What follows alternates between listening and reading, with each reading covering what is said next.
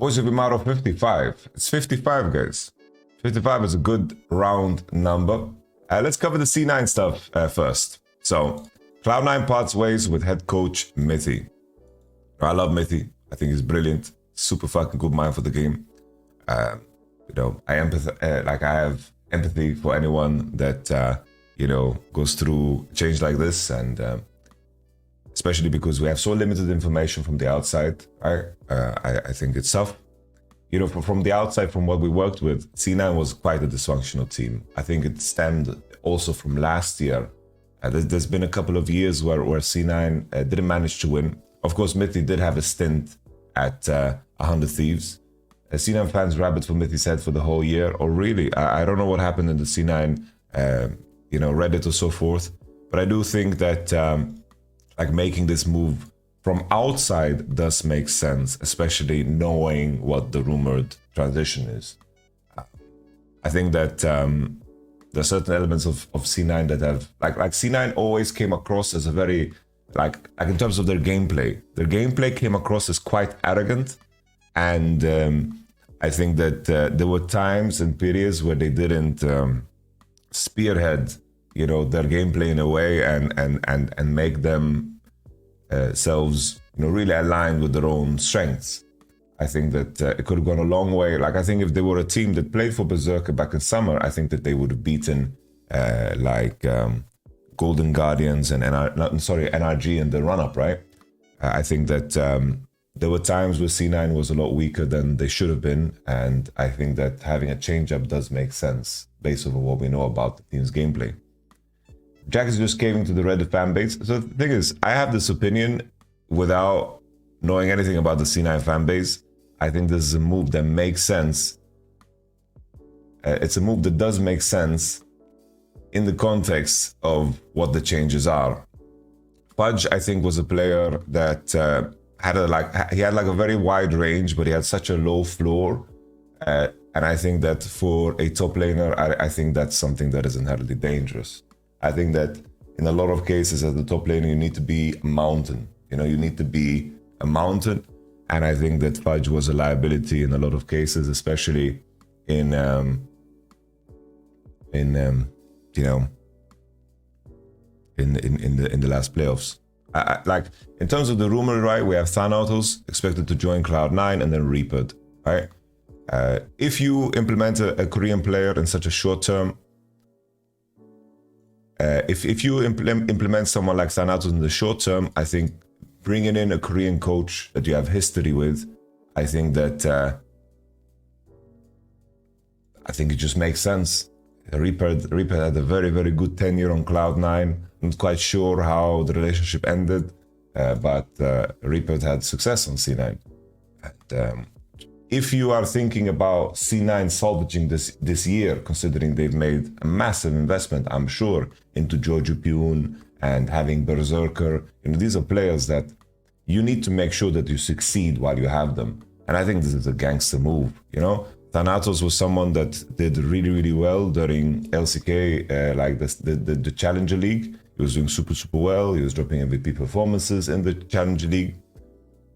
And I think that if you are being imported as a Korean player, I think that C9 is a good team to go to. Like, Berserker was popping for quite some time, and I think that C9 is a very serious organization. And I think that pairing that together with Reaper, someone that understands both cultures and has experience in both areas, I think it just seems like a solid match. I think still, you know, Cloud9 as a team, in regards to what their expectations should be, I think that with this change, they should be expected, like, the pressure is on them to be number one. Jojo Pyun should be the strongest mid laner in the region. Berserker should be the strongest AD in the region. A lot of pressure on Vulcan, I would say, because Vulcan's streak, as of recent, has been quite aggressive in terms of, you know, the context. It's almost like he has a fucking, you know, he just has like a, not a hand of Midas, but like hand of, I'm gonna make my AD play worse somehow. Obviously, this is a very small sample size, but he went from, he joined FlyQuest, and then all of a sudden Prince fell off a cliff, and then Berserker this year, where Berserker is playing worse. So it's, There's something funny, not funny, but there's something, yeah, there's something funny about that, you know. So this change is to protect the initial investment, and I think it makes a lot of sense. I think also moving on to the next year, these are pieces that you can maybe keep holding on to the next year, or you can move on to a different head coach in a different scenario coming into the next year, because you know Reaper is like the perfect plug and play for his history in the Cloud9 org, you know. But I think this is a gangster move. I don't know, like if the Cloud9 subreddit was pushing for this, like just because the majority pushes for something, I don't think it necessarily means that it's always a dumb move. I think this is a pretty good move. And I think that the excitement for C9 is, you know, at an all-time high again, you know? I think this is a very gangster move. You protect the investment of the players, and I think this is solid. C9 fans have been pushing for Fudge since around World last year really hard, and for a bunch of 2023 too. Oh, Fudge had his issues, definitely. It was just weird to see the contrast of, oh, you have Berserker who's popping, playing Zeri, and then someone wants to play Fiora on your team. You know, there was just such a juxtaposition in terms of, you know, a team identity trying too hard to be good at everything. And I think this is cool. Yo, Case, thank you very much for the 5 gifted subs. I hope business is going well, brother. I appreciate that. Thank you. Thank you. Good to see you. Have you finished your license? You got your license still? It's a good move, and I really like Mithy. Same, I love Mithy. Bro, Mithy is going to be great on the next team that he goes to. Anonymous gifted, thank you very much for the 6 gifted subs. Thank you. I'm just going to assume that the anonymous gifter is always the same person. Thank you very much. You're far too kind. Thank you. I appreciate that. Thank you.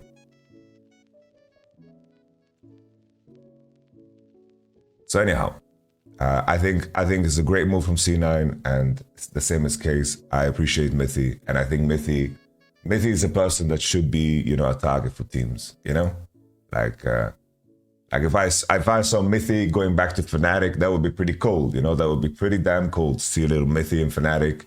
You know, I think there's moves to be done. You know, like I think Mithy is far from done. You know, I think Mithy deserves to be on a contender team, and I think that his experience is vast, and his eye for the game is goddamn beautiful. Maybe FlyQuest Mithy, reunite Nukdak and Mithy, could be cool, yeah. Yeah, I don't know the story of how the C9 tenure ended for Reaper. I'm not so sure, but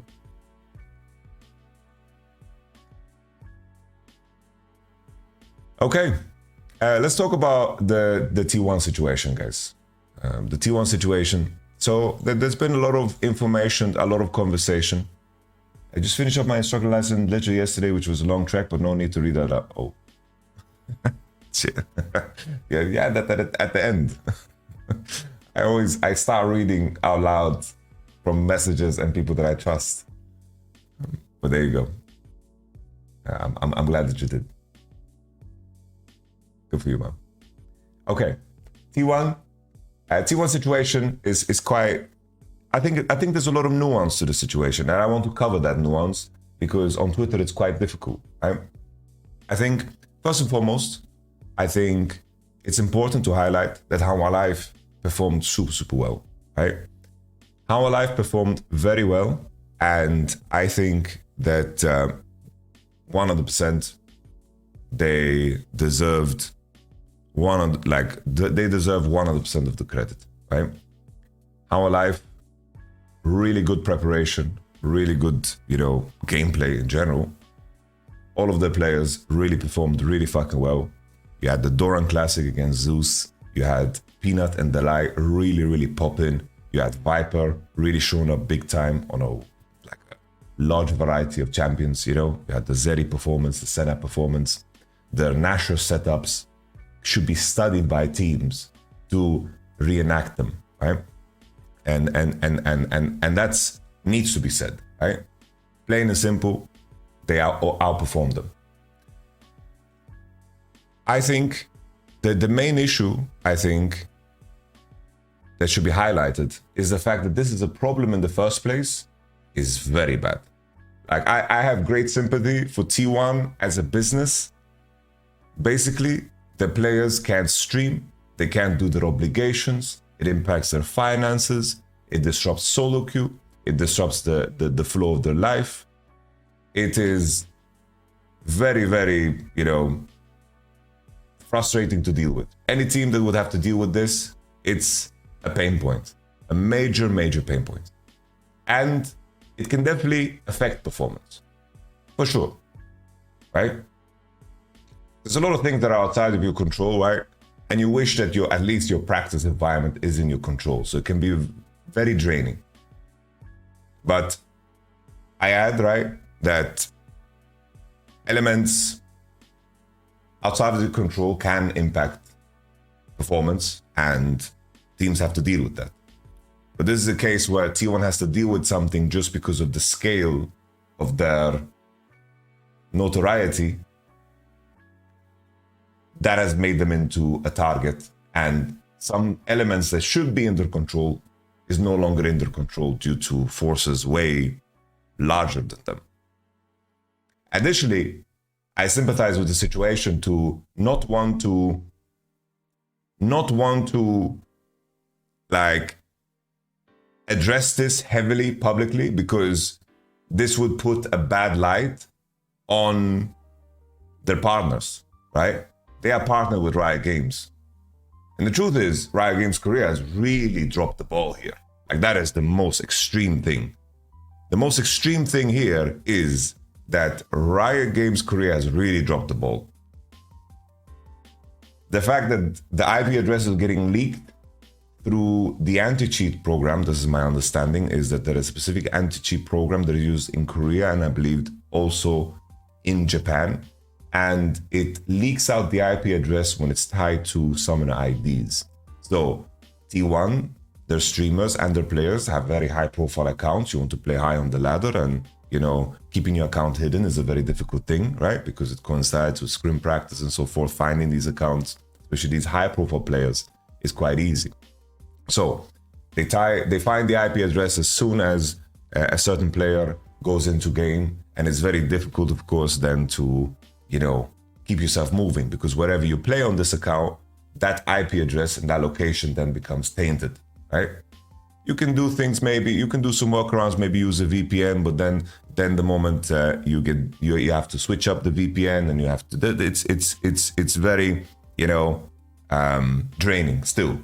It's like you might use the VPN, but the moment they DDoS you again, it switches around, it switches around, it switches around, it goes, and it's basically a game of cat and mouse. It's basically a game of cat and mouse. And I think, sure, considering the DDoS issues have been ongoing for quite some time, you need to, of course, the players need to have like Smurf accounts that are high elo. They will be given to them by Riot. But even those, right, can eventually be found, especially with high profile players like T1. So they can definitely have like secret accounts and still play. One thing that is important is, I think the distinction of saying that T1 didn't practice at all, I think is a big jump. Because my understanding is, when it comes to playing on tournament client, we don't have those issues of IP addresses being leaked. So tournament client and scrims, as long as you play in an environment that is not tainted then by poisoned accounts, you can still play scrims without interruptions. I think it's nuanced, because I think it's wrong to say that T1 didn't have any preparation and no scrims, no solo queue. I'm certain that T1 actually figured out how to play scrims. They just needed to play in a non-tainted environment, right? Which is still frustrating, but it can be done. It can be done. Based off of my understanding of the situation, right? The DDoSers are getting the IP addresses through the solo queue accounts, through the Riot Games client, of course, the Korean server client that is different from the other ones, and they are DDoSing those IP addresses. So there is a way to make sure that your scrims are good. So there's one side of the aisle that is saying they didn't practice at all for 2 weeks. They just played Stardew Valley. And a lot of T1 fans are making it seem as if they didn't practice at all. And I think that's wrong. Their practice definitely was affected, but if you're playing in a tainted environment, then sure, you might get DDoS during scrims too. But I think the point is that you play on you would have to move your scrims to an undisclosed location where you're not allowed to play solo queue on the accounts that are tainted. That's the main thing, right? You would have to play the scrims in a non-tainted environment. Probably like the IP addresses of the T1 office are just annihilated, you know? I think for the T1 hater side, right, I think that the timing is quite poor. I think the communication around this, you know, you can't put the blame on Faker for answering a question. The DDoS thing has been rampant and it's been like a frustrating thing that they've been dealing with. So the journalist asked a question about it and he answered it. He didn't bring it up himself. He's just answered the question. I don't think that he thought it was that big of a deal. But in terms of how communities work, right? Like there's people that work in communication and PR for a reason, because of how the story gets spun and how things get interpreted by both sides of the aisle, right? We always make this example of the bell curve, right? It's like I always talk about the bell curve. Let me show it. Bring that bell curve up again. I always make this example, right? It's like if you have so I always draw up this bell curve, right? Of so this is basically, you know, this is normal people, the regulars, you know. These are the extreme ends. And in terms of how everyone interprets information that comes out, you know, this is the side of the people that don't like the negative and the positive, you know, of the people that don't like it, right? In regards to the interpretation of this, right? The worst variant of the interpretation, the negative variant, is the timing is bad, which if you want to convey a specific message, the timing is definitely bad. You have to frame it in a way where you talk about How Life and their strength as a team. I think that's important. From as far as I see through the translations and looking at the interviews, it seems like How Life's strength wasn't mentioned and the praise towards them wasn't mentioned. I think that that's an important aspect of admitting defeat. You know, admitting defeat and being humble in defeat, an important aspect is to praise the opposition, you know? I think that would have been like an added element that would be positive, right? Additionally, I think what I wanted to add, T1's history of bringing things up after the fact definitely puts this through the perspective of, you know, T1 criticizes eyes through the same kind of pipeline. Because there was the blue side conversation. There was the whole 35 ping situation. And a lot of these things came after defeat, right? And I think this comes across in the same vein.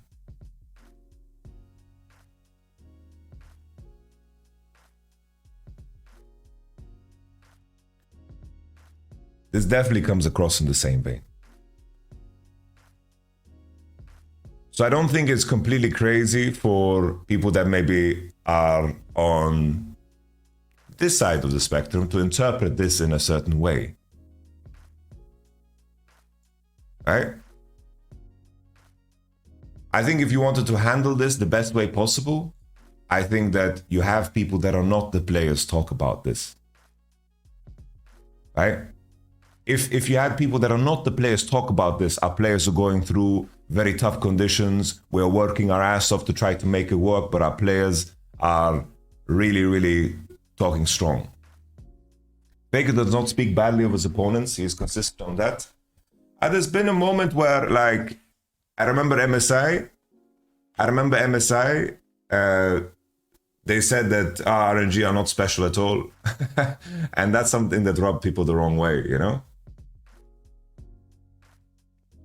And I think just the timing and the history of T1 dealing, like publicly dealing with losses. Faker so no one impress him, blue side is OP. You know, this is just like, there's been a history of T1 dealing with things like this, right?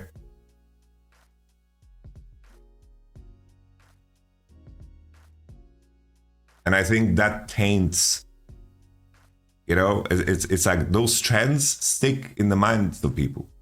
So you're not going to get the benefit of the doubt of the people that are on the negative side, right? The people that are on the positive side, right, love T1 and so forth. It's like they're going to, you know, interpret everything that is said in good faith.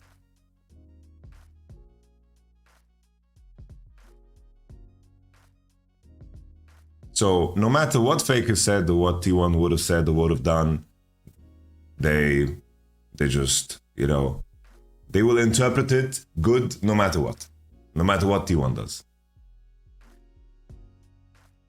And the deeper you go into the bell curve here, right, the more delusion there is, right?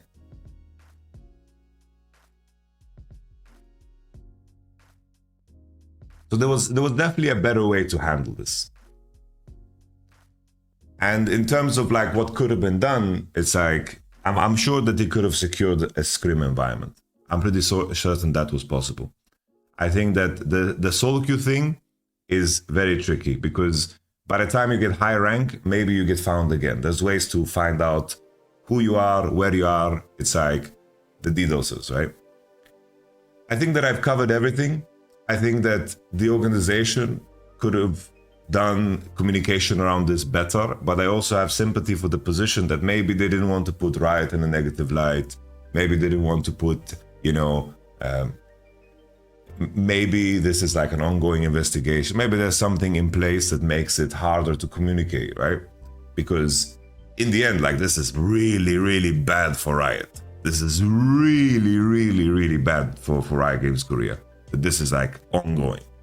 Like it's a terrible problem. And that should be like the number one thing, right? The number one thing. It's like I'm sure that there is legal recourse, but usually the people that have the capacity to do something like this are very tech savvy, you know? They don't have a fucking internet passport. You know, there was this post of someone like having the source code to League of Legends and like having access to like administered admin actives, you know, administrative access to all important files. So it's like I'm a little bit out of my depth here in terms of the technological language, but apparently someone took the source code and held it against a ransom, right? And he basically, they basically asked for 10 million from Riot Games, right? And Riot Games is like, yo, fuck that shit. And then they tried to sell that shit on the black market. And I think this is usually anyone that has the capacity to do this usually does this with financial interests. I think it's crazy to say that LPL is doing it or China is doing it or whatever the fuck. I think making speculative fucking statements like that is mental. Like, people should be very careful about that, you know? I think that I think all in all, probably the incentives are financial. They sold it to Scripts developer, that's confirmed. Because as far as I know, that they wanted to sell something for 700k. I don't know if it went through, but nevertheless. So the Japanese server, the Korean server is compromised, and that is like the number one thing that is happening here, right?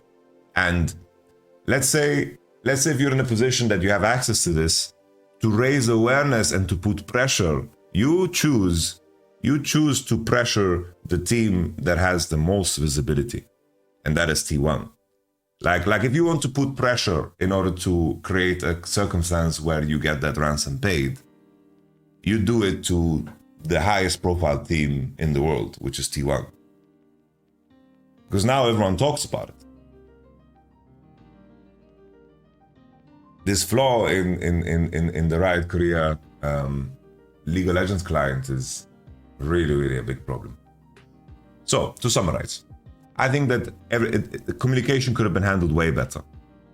I think that they needed someone within T1 to come ahead of this and to communicate this, to not put the players in the spotlight where they come across as complaining, because they could have been framed. They could have been Giga Chads, you know. They could have been Giga Chads, you know. They could have really framed this into a hero story. But the fact that Faker gets asked this question, he answers this question fair and simple, you know. I don't blame him for that. But how it comes across is that it comes across as an excuse because of the timing and the communication around it, and not really, you know, framing everything around praise towards our life, right? So the communication could have been done a lot different.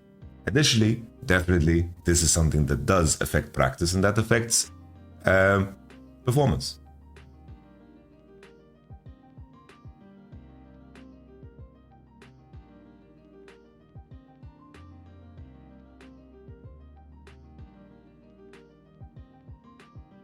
And a lot of people are reacting negatively to this due to the history of how T1 has reacted to losses in the past. So they're going to spin this in a negative light, right? And the fans are going to look at it in a positive light.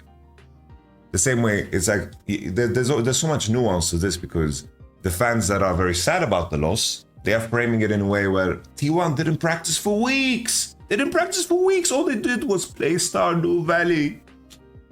And the nuance is somewhere in between, you know? Like, I'm sure that they figured out a good scrim practice environment. They moved, you know, moved the location, made sure they didn't play solo queue there, made sure that it wasn't tainted by the security flaw. I'm sure they could figure out scrims. Solo queue is tougher. It's like, there's workarounds, you know? It's like maybe you do an extra scrim block and you do 1v1s, 2v2s. Like there's ways to figure this out. There's ways to figure this out. Until we don't have full information, it's hard to comment too, but the thing is we will never have full information. So we should allow ourselves to comment on the information that is available.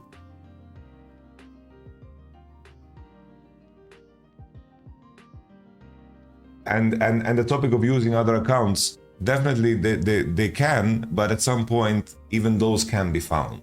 There's ways to find out who is playing on a hidden account. Like you see, like let's say you see 5 players climbing fast, they're all playing at the same time. They are not playing when the other accounts are playing, they have the same opponents. There's basically patterns that makes it easy to find hidden accounts. Eventually over time, especially with the level of these players and the eyes of these players. Before you know it, there's going to be a Twitch stream streaming Gumayushi solo queue. But yeah, I repeat, Riot Games really need to take ownership for this. And T1 is in a tough spot where should they talk about this publicly ahead of time, you know, and so forth. Are the pro players' accounts still tied to their IDs in Korea? Yes, but you can also have a Riot account. I got a Riot account. I got a Riot account, and I had everything unlocked because I was a foreigner, you know, with an alien immigration card.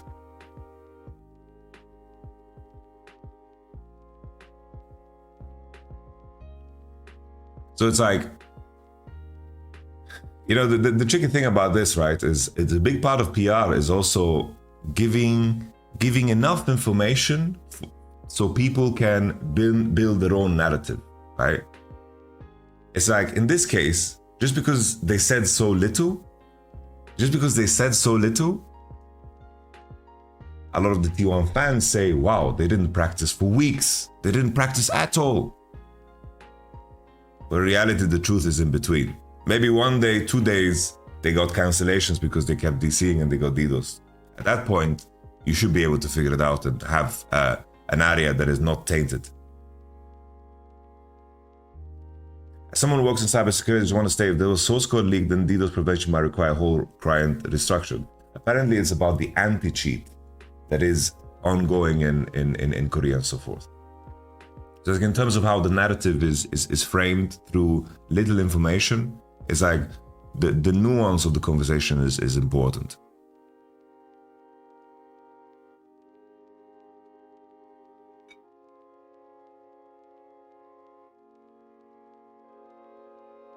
But yeah, this is interesting. This is going to be very interesting to follow because I think people are free hating T1 because they're the best team in the world. No. The thing is,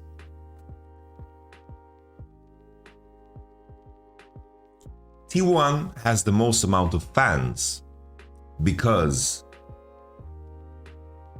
they are the most successful team in the world. But haters usually come as a counterbalance to a team's popularity. Hate watching is a really, like, it's a pastime activity. It really is. Hate watching is a pastime activity in every sport. Hate watching is, I'm just saying, for example, when it comes to the bell curve, right? It's like, so basically, this is the people that like T1. We say this is 99%. This is the people that like T1, are quite indifferent, you know, there's somewhere in between, you know, they like T1, don't like T1, you know, they have a good time. They watch T1, they like League of Legends, you know, all cool. These are the people that don't interact most of the time. These are 0.5%. These are the psychopaths that love T1 so much that they think that these guys don't like T1. They even hate these guys because they don't like T1 enough. And these guys, they are so delusional, they hate T1 no matter what, right? They are such T1 haters that they think that these guys are delusional for not hating T1 enough. You know? So the further you go to these directions, the more you like T1 and so forth, right? And at T1 size, right? At T1 size, it's a natural phenomenon. It's a natural occurrence, right? At T1 size. Because you can apply the same principle to, let's say, Fnatic fans, to KC fans too, right? It's like, most KC fans are here, but there's a subset of KC fans that think these guys, if they say one bad thing or one negative thing about KC, these guys are fake, these are fucking the fuck off from the organization, whatever the fuck. And it's like, what the fuck? And the issue is as well, guys, is that these parts are very loud. They are very loud. And the thing is, when you have T1 size in terms of fandom and so forth, then these 0.5%ers, they become quite big. You know? They become quite big. And T1 today have a pedigree, they have history, right? They like, people like winning teams. They've done a lot of fucking winning in the whole run-up. SKT was a big organization as well in StarCraft and so forth. There's a lot of history there, right? The legacy organization that is, you know, just very large, right? And trophies bring fans, definitely. So I think that I've said everything that I can say about this. I will repeat it again to not, but at the cost of maybe sounding like a one-string banjo. I think the issue definitely affects practice. The issue isn't as bad as some people make it want to be. It's really hurt solo queue, but the scrim practice, I think they could have secured it from what I know. Scrim practice should be securable. Very frustrating, affects performance. Communication should have been done way differently. The communication should have been way better. Faker should have never been in a position where he needs to answer this question, in my opinion. The organization should have made a stance ahead of time, say that they're dealing with this. They would say, we are proud to say that our players are fighting through this. Our staff is working fucking hard. And then when they lost, they would say, how our life did better. We did our best with the preparation and the circumstances we had. We're engaged and motivated to move on. The communication could have been so much smoother. T1's history of making these statements after losses is what puts us in a negative light, right? And I think the communication around this could have been done better, you know? Oh, you're drawing the elephant swallowed by the snake.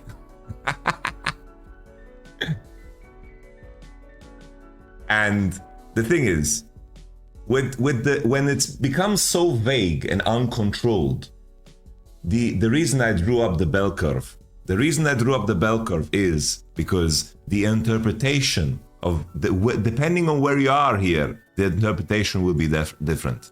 But if you're a YamatoCannon viewer, you are basically here. You are the sun in Teletubbies that just floats above, and you see nuance. You see nuance.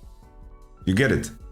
Depending on here, where you are in the bell curve, you will interpret the situation here. So as a T1, like the biggest T1 fans, wow, T1 didn't practice at all. How Alive didn't deserve this win. What the fuck? Here, and then when you get closer to the middle, it becomes a little bit more reasonable. You know, it's like, oh, that's rough. That's rough, man. They couldn't practice. But How Alive played a good game. I hope my boys bounce back. It's like, oh wow, that must have impacted them, but.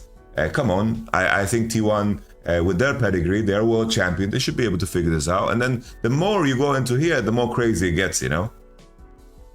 And that is the truth. That is the truth. And we are floating above, guys. We are the sun. We are the sun. We are the sun. Okay. Odoamne bench from Giant X. Team set to explore jungle options as well. I think that Giants is in a position where I think it makes sense. I don't think Odoamne has been performing that well, and the main question, right? Like I should say before I say it makes sense. It's like, who the fuck are they replacing him with, right? Because maybe, just maybe, they replace it with someone that doesn't make sense. And then it's silly, right? But the Jace on 5 kind of drove me crazy. Let's get Fudge. Yeah, I'm not so sure. I think like from what we know, when I've said this so many times, Giant X are using Peach as a main jungler. I don't know how well Juhan is playing currently, but I will still sub him in, based off of me knowing Peach. So there's that. I do think that I can add though, I do like Jackies. I like Jackies. Like Jackies is the only like real. Jackies is the only real fucking rookie by that definition. He's a 19-year-old, very fresh, comes in. I like the bravado that Jackies plays with. I think that his ulti was kind of trash, but you know, he throws himself out there. which is, cool. The main issue though is that with LEC, with the current format of LEC and also esports, time is given to absolutely no one. Absolutely no one. With the LEC format and esports in general, no one gets time. What is the format? You play fucking 3 super weeks into best of 3s and then you get kicked out. 3 splits. It's a brutal format. No one receives time.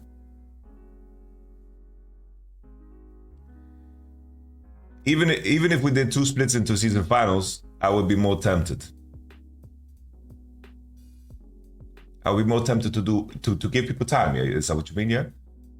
Yeah. I personally I understand why the format is tailored to a viewing experience, but as a competitor, I think it's very, very draining. I would not even throw and blame LEC poor performance on GMs. I think there's an element to that too, for sure. There's definitely an element to that too.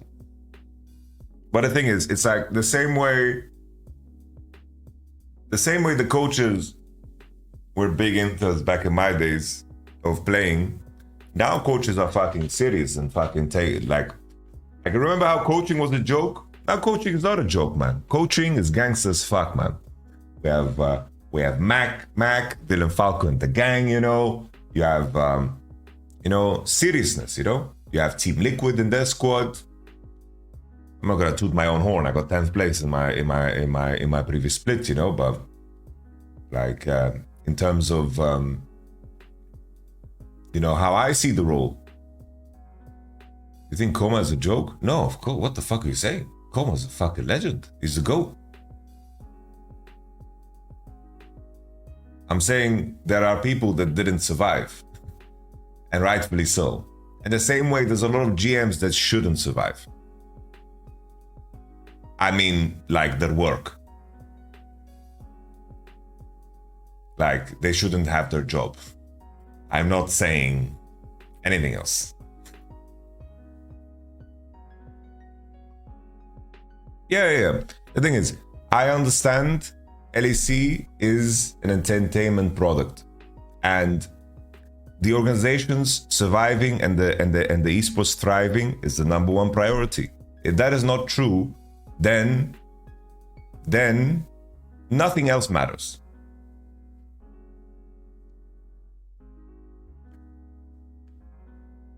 So the reason I bring this up is because, for example, raising the age to 18, that is something that hurts competition. But in terms of business, it is going to give you opportunities to generate revenue through sponsors that maybe weren't available to you.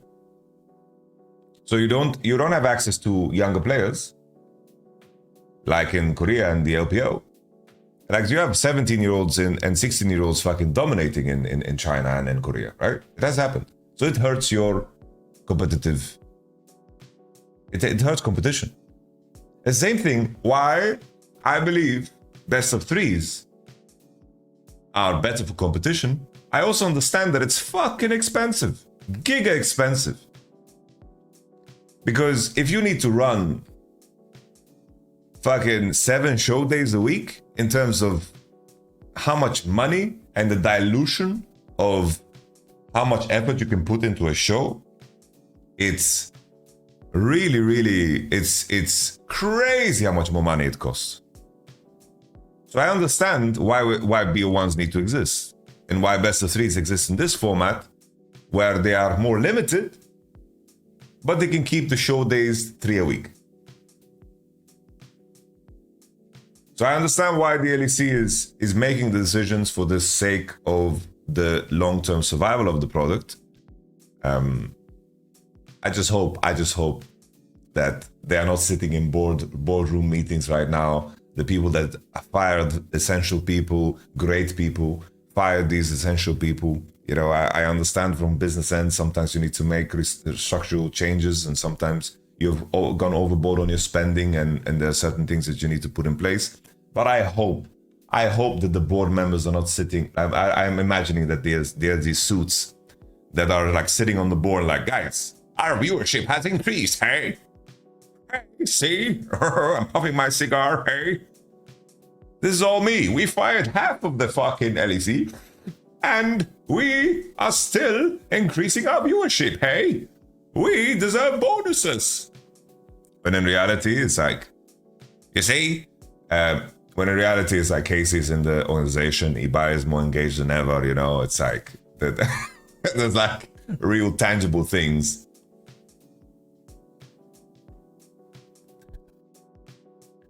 I believe I would normally say BO3 or BO3, like BO2, BO3 would not improve LEC level.